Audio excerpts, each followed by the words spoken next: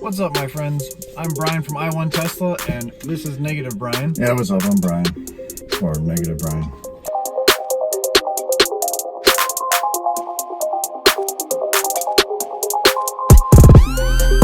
We just watched the fourth quarter of 2018's earnings call with Elon DuPont with Elon and the gang. And what'd you think about it? Yeah, it was boring. You made me watch the analyst call. Did you say analyst? Yeah, I said analyst. It's analyst. These guys are morons. I hate some of those questions. They're just so stupid. I mean, I get that. There's a lot of cool questions that were voted up on, and those were answered. Some of those were answered, but I wish there was more of that than the stupid questions from the analysts or analysts. Sorry I put you through it. Today's video is not about the numbers or anything like that, but really of what Elon didn't say, our projections of what's coming in the future for Tesla, some insights into the Model Y. yeah, I'm excited for the Y. In the event, he actually talked about the Model Y, and it's actually close. It's pretty close to the Model 3, which is awesome. I think it's a bigger version of this is going to be perfect. He actually said, I got some notes here. He actually said 76% of the Model Y is pretty much built in the Model 3. I think pretty much this whole front half of the car is the Model Y. I think it's smart of them to make it just like this. I think the windshield might be raked a little bit more, and obviously the outside is a good portion of that 24%. But I think the whole interior here is pretty much going to be the Model Y. I think the rear seats are going to be a little different. And Elon, if you're listening, I know you've seen some of my videos lately, me trying to prove you wrong. Please do not put a third row seat in the Model Y. Please do not put a third row seat in the Model Y. Yeah, just 2 rows of seats. That's all this car, that's all the Model Y needs. And please don't put those falcon doors in. I think it's going to be a better vehicle if there's more room in the back seat. Most people don't need the third row. If you need the third row, go to some other vehicle. Get the Model X. But the cool part is they're already done with the design. They're already done with all the engineering.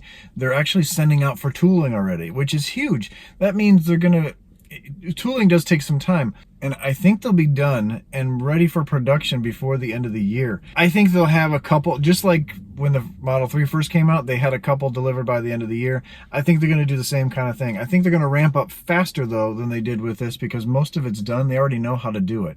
So it's just a matter of building a bigger vehicle. And it's going to be done out in Gigafactory 1, probably.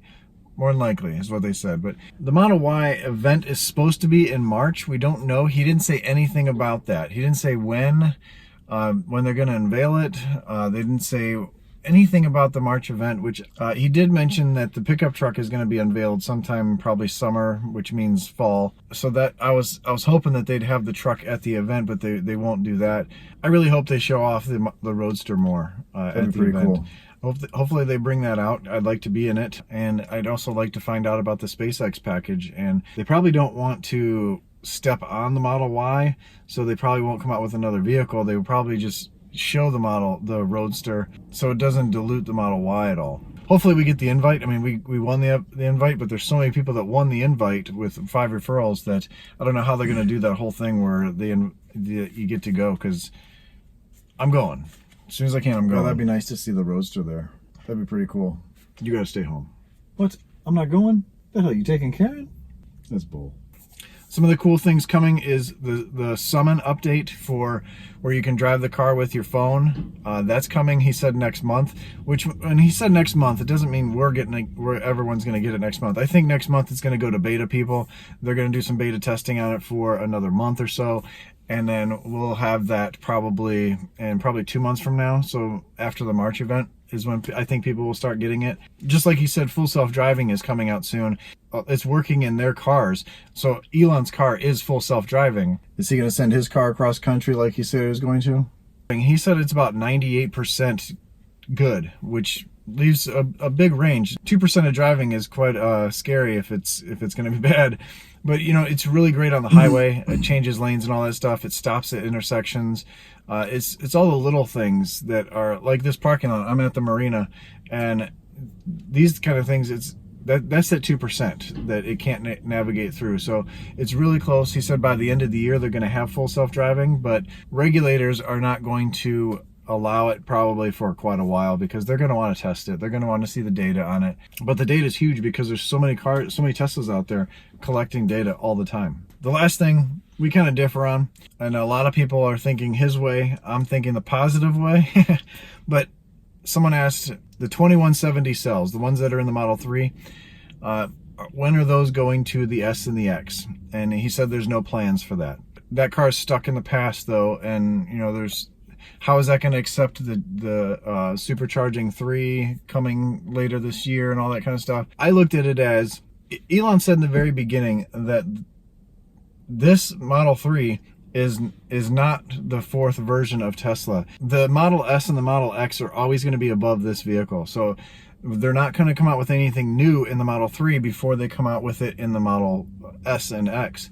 So I think they have better technology for batteries already.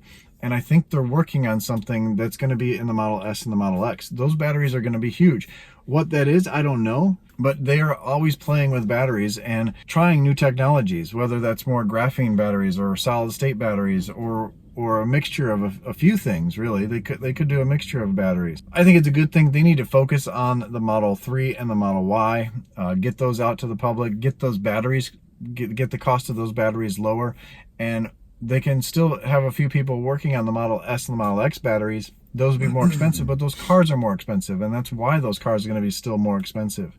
And people are going to want that stuff because it's going to have 4 to 450 mile range. This is the mass market car. This is what's going to stay. This is what's going to keep those batteries. And who knows? Maybe they're already testing these new batteries in the Roadsters that they have. No one knows. No one even knows when we're going to see.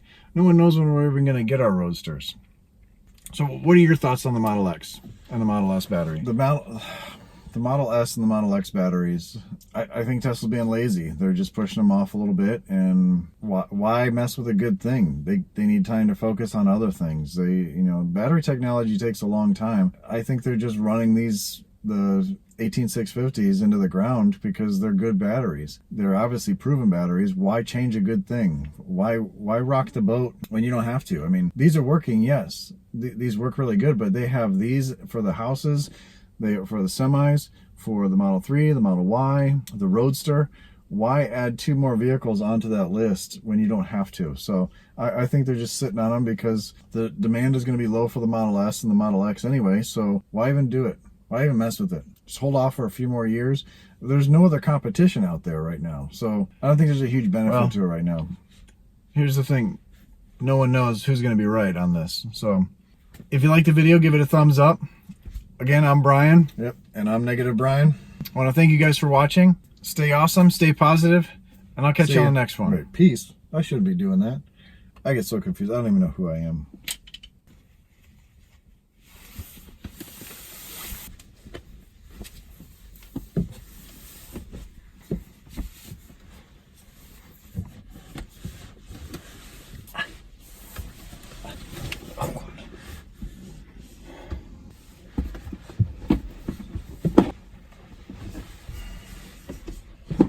Yeah, I'm not happy.